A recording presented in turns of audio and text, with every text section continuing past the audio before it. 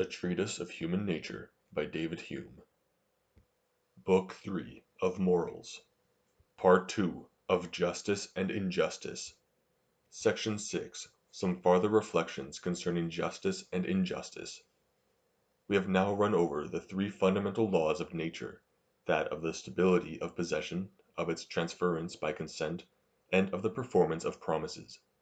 'Tis on the strict observance of those three laws that the peace and security of human society entirely depend, nor is there any possibility of establishing a good correspondence among men, where these are neglected. Society is absolutely necessary for the well-being of men, and these are as necessary to the support of society.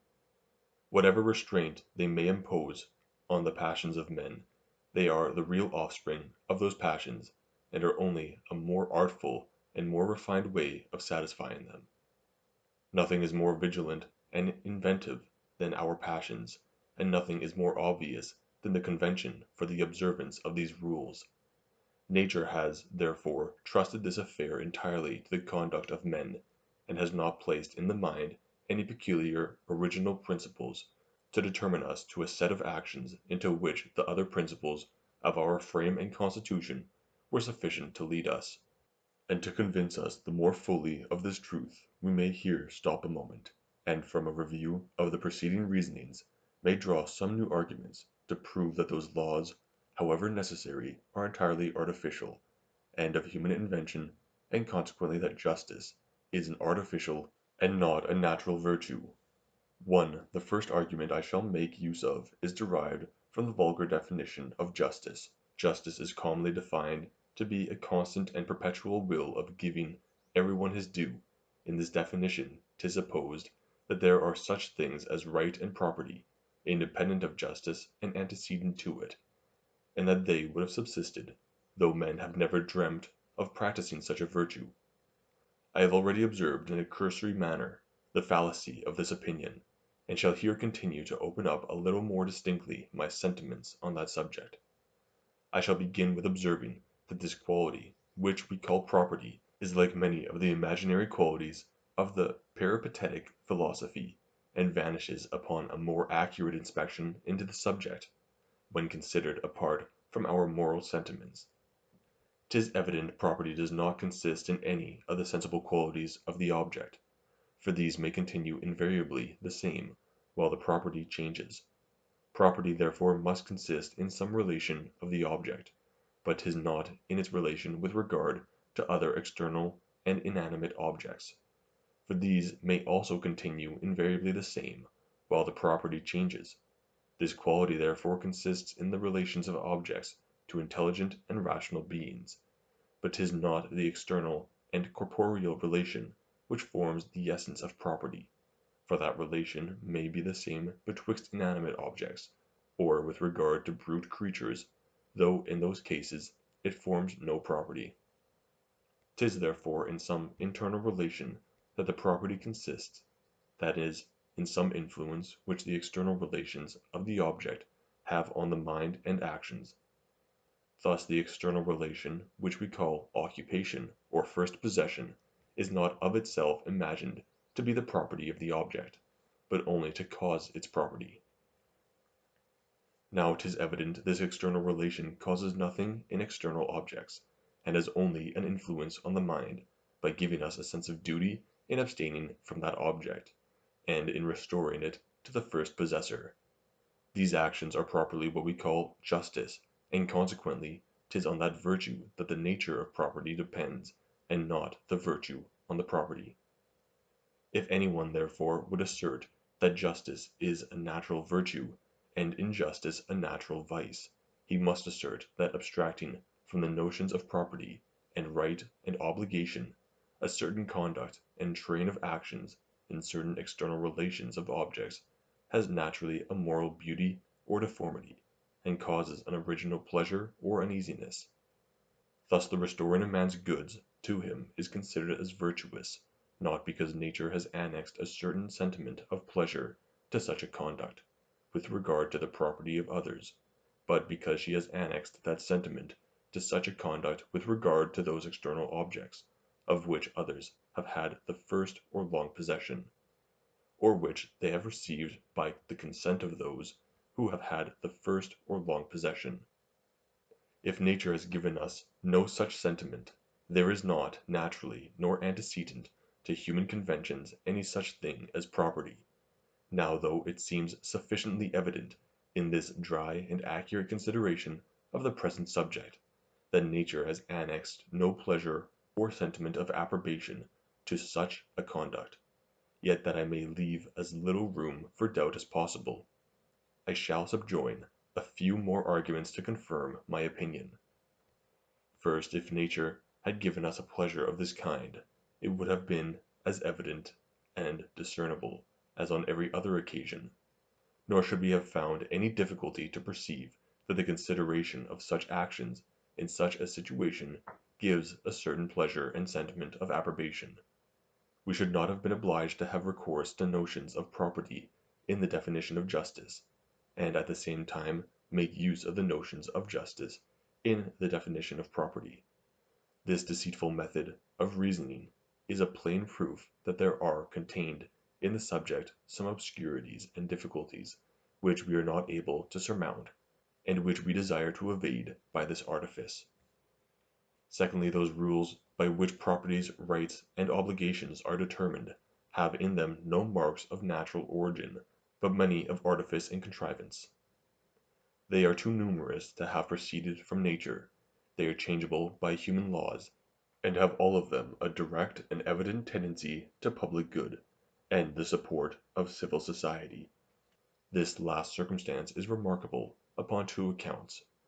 First, because though the cause of the establishment of these laws had been a regard for the public good, as much as the public good is their natural tendency, they would still have been artificial, as being purposely contrived and directed to a certain end. Secondly, because if men had been endowed with such a strong regard for public good, they would never have restrained themselves by these rules, so that the laws of justice arise from natural principles in a manner still more oblique and artificial. 'Tis self-love which is their real origin, and as the self-love of one person is naturally contrary to that of another, these several interested passions are obliged to adjust themselves after such a manner as to concur in some system of conduct and behavior. This system therefore, comprehending the interest of each individual, is of course advantageous to the public, though it be not intended for that purpose by the inventors. 2. In the second place we may observe that all kinds of vice and virtue run insensibly into each other, and may approach by such imperceptible degrees as will make it very difficult, if not absolutely impossible, to determine when the one ends and the other begins, and from this observation we may derive a new argument for the foregoing principle. For whatever may be the case with regard to all kinds of vice and virtue, 'tis certain that rights and obligations and property admit of no such insensible gradation, but that a man either has a full and perfect property or none at all, and is either entirely obliged to perform any action, or lies under no manner of obligation, however civil laws may talk of a perfect dominion, and of an imperfect.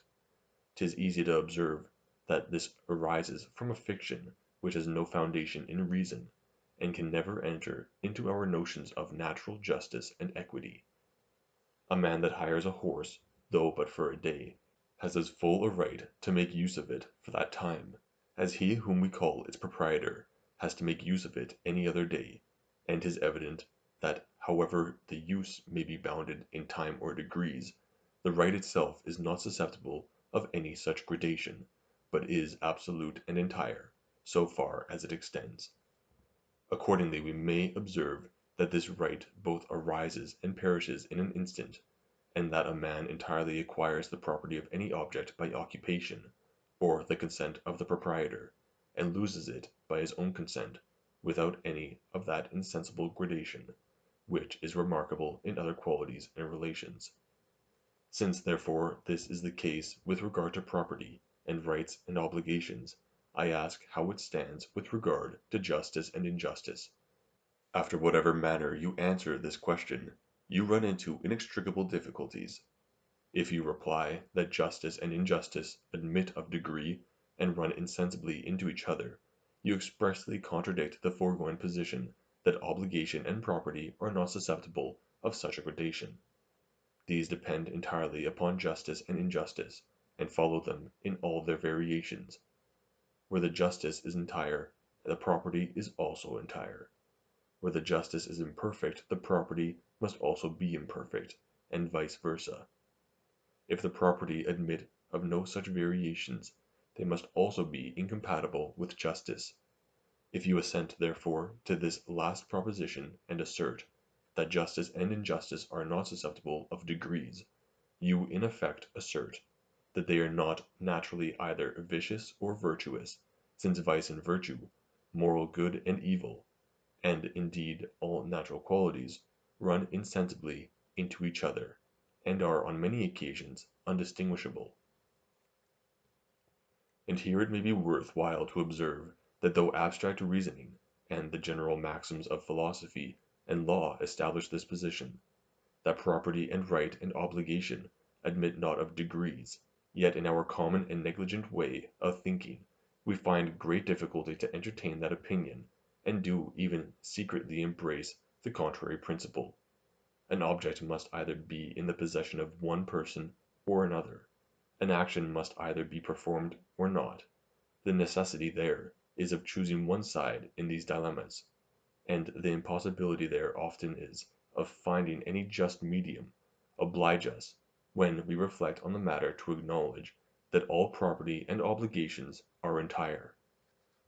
But on the other hand, when we consider the origin of property and obligation, and find that they depend on public utility and sometimes on the propensities of the imagination, which are seldom entire on any side, we are naturally inclined to imagine that these moral relations admit of an insensible gradation. Hence it is that in references where the consent of the parties leave the referees entire masters on the subject, they commonly discover so much equity and justice on both sides, as induces them to strike a medium, and divide the difference betwixt the parties. Civil judges who have not this liberty, but are obliged to give a decisive sentence on some one side, are often at a loss how to determine, and are necessitated to proceed on the most frivolous reasons in the world. Half rights and obligations which seem so natural in common life are perfect absurdities in their tribunal, for which reason they are often obliged to take half arguments for whole ones, in order to terminate the affair one way or other. 3. The third argument of this kind I shall make use of may be explained thus. If we consider the ordinary course of human actions, we shall find that the mind restrains not itself by any general or universal rules, but acts on most occasions as it is determined by its present motives and inclination. As each action is a particular individual event, it must proceed from particular principles, and form our immediate situation within ourselves, and with respect to the rest of the universe. If on some occasions we extend our motives beyond those very circumstances which gave rise to them, and form something like general rules for our conduct, 'tis easy to observe that these rules are not perfectly inflexible, but allow of many exceptions. Since therefore this is the ordinary course of human actions, we may conclude that the laws of justice, being universal and perfectly inflexible, can never be derived from nature, nor be the immediate offspring of any natural motive or inclination. No action can be either morally good or evil, unless there be some natural passion or motive to impel us to it, or deter us from it, and 'tis evident that the morality must be susceptible of all the same variations which are natural to the passion. Here are two persons who dispute for an estate, of whom one is rich, a fool, and a bachelor; the other poor, a man of sense, and has a numerous family. The first is my enemy, the second my friend. Whether I be actuated in this affair by a view to public or private interest, by friendship or enmity, I must be induced to do my utmost to procure the estate to the latter. Nor would any consideration of the right and property of the persons be able to restrain me, were I actuated only by natural motives without any combination or convention with others. For as all property depends on morality, and as all morality depends on the ordinary course of our passions and actions, and as these again are only directed by particular motives, 'tis evident such a partial conduct must be suitable to the strictest morality, and could never be a violation of property. Were men, therefore, to take the liberty of acting with regard to the laws of society, as they do in every other affair, they would conduct themselves on most occasions by particular judgments, and would take into consideration the characters and circumstances of the persons, as well as the general nature of the question. But 'tis easy to observe that this would produce an infinite confusion in human society, and that the avidity and partiality of men would quickly bring disorder into the world, if not restrained by some general and inflexible principles. 'Twas therefore with a view to this inconvenience that men have established those principles, and have agreed to restrain themselves by general rules, which are unchangeable by spite and favour, and by particular views of private or public interest. These rules then are artificially invented for a certain purpose, and are contrary to the common principles of human nature, which accommodate themselves to circumstances, and have no stated invariable method of operation. Nor do I perceive how I can easily be mistaken in this matter. I see evidently that when any man imposes on himself general inflexible rules in his conduct with others, he considers certain objects as their property, which he supposes to be sacred and inviolable. But no proposition can be more evident than that property is perfectly unintelligible without first supposing justice and injustice, and that these virtues and vices are as unintelligible unless we have motives, independent of the morality, to impel us to just actions, and deter us from unjust ones. Let those motives, therefore, be what they will, they must accommodate themselves to circumstances, and must admit of all the variations which human affairs, in their incessant revolutions, are susceptible of. They are consequently a very improper foundation for such rigid inflexible rules as the laws of justice, and 'tis evident these laws can only be derived from human conventions when men have perceived the disorders that result from following their natural and variable principles. Upon the whole, then, we are to consider this distinction betwixt justice and injustice as having two different foundations: that of interest, when men observe that 'tis impossible to live in society without restraining themselves by certain rules; and that of morality, when this interest is once observed, and men receive a pleasure from the view of such actions as tend to the peace of society, and an uneasiness from such as are contrary to it. 'Tis the voluntary convention and artifice of men which makes the first interest take place, and therefore those laws of justice are so far to be considered as artificial. After that interest is once established and acknowledged, the sense of morality in the observance of these rules follows naturally and of itself, though 'tis certain that it is also augmented by a new artifice, and that the public instructions of politicians and the private education of parents contribute to the giving us a sense of honor and duty in the strict regulation of our actions with regard to the properties of others.